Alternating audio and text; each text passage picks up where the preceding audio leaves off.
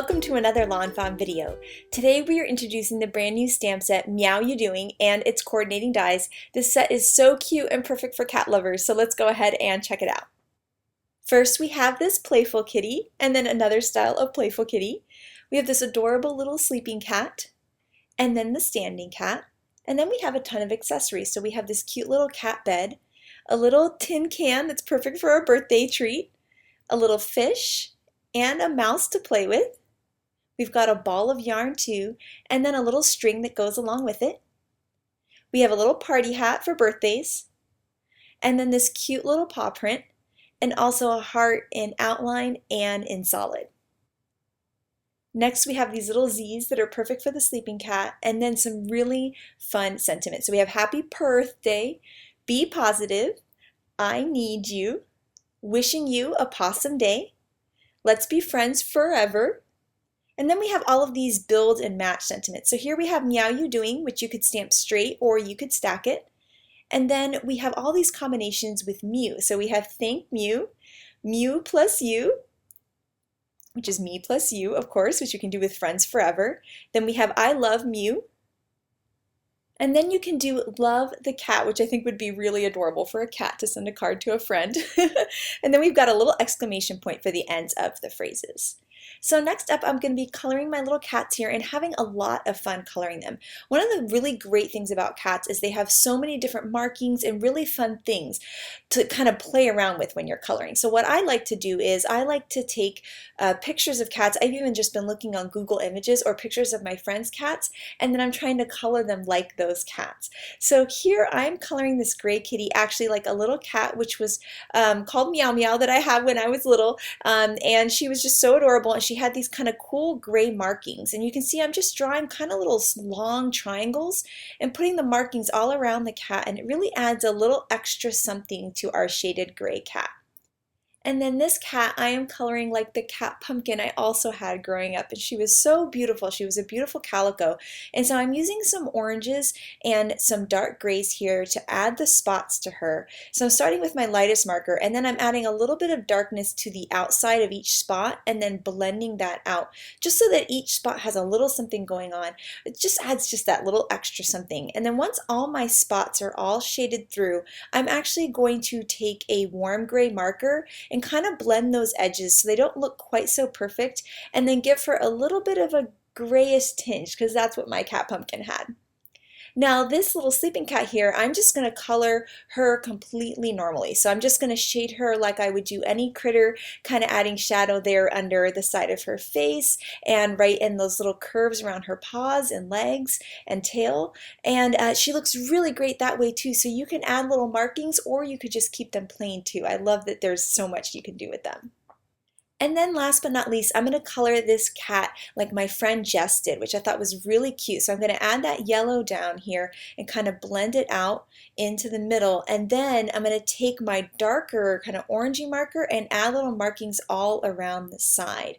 And you'll see that it's really giving her a lot of fun dimension. And then I'm going to blend those markings out a little bit so that they're not so stark. And you can see how fun that is. I'm adding a little pink to the ears.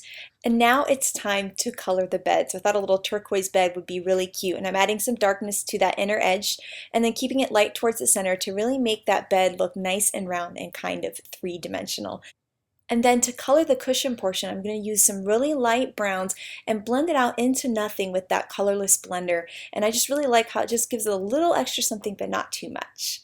Now it's time to color in this sort of cat version of a birthday cake. We've got our little birthday tuna can here. And so I'm blending it out again, just like I did with the bed, with the lightest part in the center so that it looks kind of three-dimensional. And then I'll just add a little color to the candle, the flame, and of course a little cat food on the inside. We've got that cute little bone of a fish there, and then this great little mouse play toy. And then I'm going to color this ball of yarn. And this is where you can really add a lot of color to your cards. It's coloring a bunch of like a rainbow of balls of yarn. Now here are the coordinating dies. You can bend them apart at the tabs or separate them with your wire snips. I'm just going to take it and line it up with my stamped image, hold it in place with some low tack tape, and then I'll run it through my die cut machine just like that, and then I'll have a perfectly cut image every time. So I just love popping these out of the dies. I put as many dies down as I can, and then you can see how cute these cats are and how fun it is when they are kind of playing with their accessories. So first up, we have the little sleeping cat in her bed, and then that cat can play with the ball of yarn. I love the other playful cat with her tin can, and then our little birthday cat on the left. Now here you can see I colored a bunch more balls of yarn, and I am going to be recreating a card by Elena that was so gorgeous. I just had to ask her if I could make it for the video. And so my first step here is to give some rosy cheeks to my little mouse and to the cat. And then one of the things that I love that Elena does is she always adds little white gel pen details to her colored images. So I'm just going to add a couple of those details myself too, so I can make a card just like her. And so here you'll see I'm just going to add some to the little ear and then also to her body, and I just think it adds so much. Then next I'm going to start trimming down some cardstock to 5.5 by 4.25. I'm going to take a white piece and a nice light pink piece too. And then here is actually a die that's called the road border die, but instead of using it for a road this time, we're actually going to use it as a place to put our sentiment. Now I want to curve my sentiment, so I'm going to take a piece of acetate, lay it right on top. I'm going to curve my stamp so that it perfectly fits, and by putting it against the acetate, it's going to hold it in that curved position until I can take my acrylic block and then pick up that stamp. And that way I'm going to be able to stamp it in the perfect curved position, but I'm not trying to fuss around on my block too much. So I'll stamp that out in some black licorice ink, and then I'm going to take a nice little light aqua marker here and color in those edges. And now this road has become this beautiful sentiment banner. So I love that you can really use the road for different things, not just roads, which is really cool. Now Elena had some really fun splatters on her card, so I'm going to take some distress ink here. I think this is hickory smoke. I'm going to smear it on my acrylic block, and then I'm going to spray it twice with a little spray bottle here, just like that. And I'm doing this in a box just so I don't make a big mess on my desk. So I'm going to spray it twice. Then I'm going to put my paper in the box, and I'm going to take a paintbrush and kind of drag that ink off the block and kind of flick it off the block. So you're going to see I'm going to take that paintbrush and just flick it until little sprays of that gray ink go all over my cardstock. And this is a really cool way to add some pizzazz to your white cardstock. If your card feels a little plain, some fun splatters could really add a little extra something. Just pick some colors within your color scheme and you can see how cool that is looking already.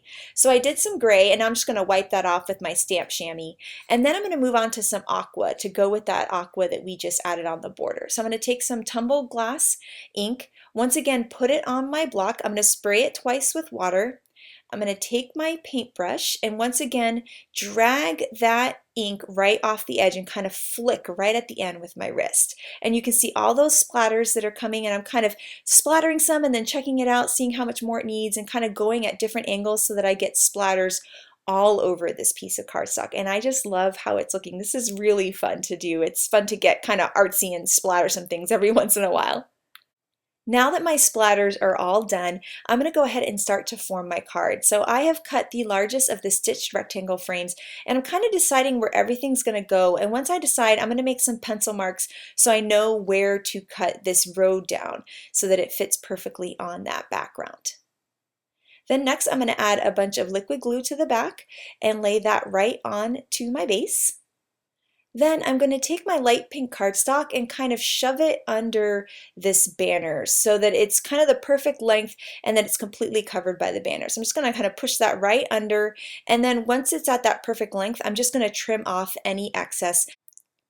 Then I can add my rectangle frame here cut from some narwhal cardstock right on to there, and it's going to add a nice little stitch border that's going to go really well with that road border too. And then I can start to add all of my little accessories. So we're going to go in fast motion here, and I'm going to kind of lay everything out where I think it should go. And then once I have that placement, I can start adding adhesive and putting everything in there. So I'm going to add some with foam adhesive and then some with just tape runner to give some nice dimension and kind of lay everything out in the really cute way that Elena did.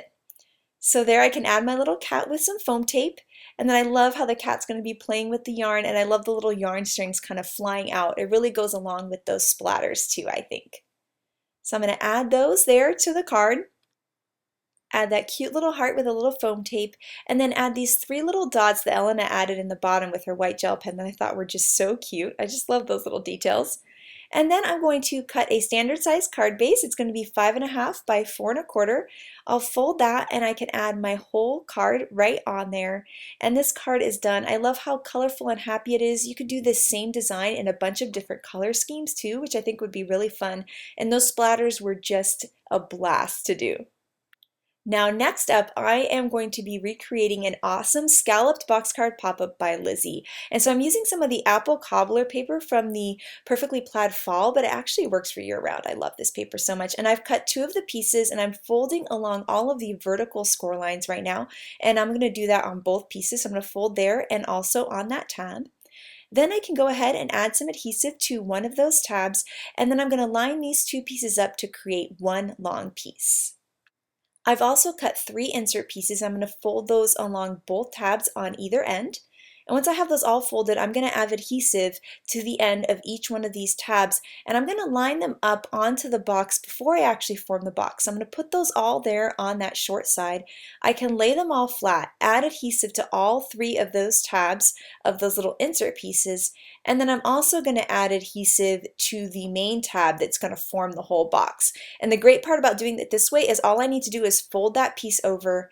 Everything's going to line up perfectly. I can just push down really well to make sure all of that adhesive really sticks, and you'll see when I open it up that those little pieces are perfectly straight and evenly spaced, which is really cool. Now I'm going to fold down 3 of the tabs, both of the short sides and one of the long sides. I'm going to make sure to crease that down really well. And then I'm taking out an oldie but a goodie. This is the Pint Sign Patterns Beachside 6x6 pad, and I'm going to take one of this little polka dotted paper that's really cute. I love all of those tiny multicolored dots, and I'm going to use this stitched rectangle dies that come in with the scallop box card pop-up that coordinate with it perfectly, and I'm going to cut 3 of those out of the polka dot and 1 out of white. I'm actually going to trim one of my stamps in half so that I can stack the sentiment wishing you a possum day, which I love doing that. It kind of gives you a fun different look for your sentiments. I'm going to stamp that out in some walnut ink and add some cute little paw prints on there too. And then I can start to add all of these pieces to my box. I'm going to add those cute little polka dots on either side and also add a polka dot to the back panel too to kind of be my sky for my card. And then I'm going to add some foam tape to the sentiment and pop that up right on the front. Now here I'm using all 3 of the simple stitch hillsides, the steepest and the least steep. So I'm going to have all 3 kind of steepness of hills, and you'll see why that's going to look really cool in a second. So I'm going to add some adhesive to the bottom and now pop those onto all of those insert pieces. And by using those 3 different levels of steepness of the hills, for lack of a better phrase, you'll see that it ends up making them look kind of really dimensional and like 3 different hills of height, and you'll see that in a second. Now here I'm going to color my cats just like Lizzie did, and I know she's coloring them like her cute little cat. So I'm adding the dark spots there and then blending those out with a lighter brown and kind of working my way down those E51s and 53s.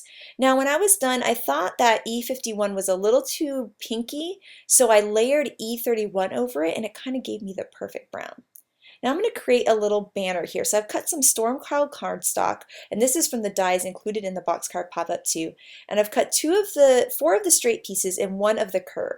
So I'm going to add that curve there and then kind of line it with another one of the straight pieces to really hold that curved little clothesline in place.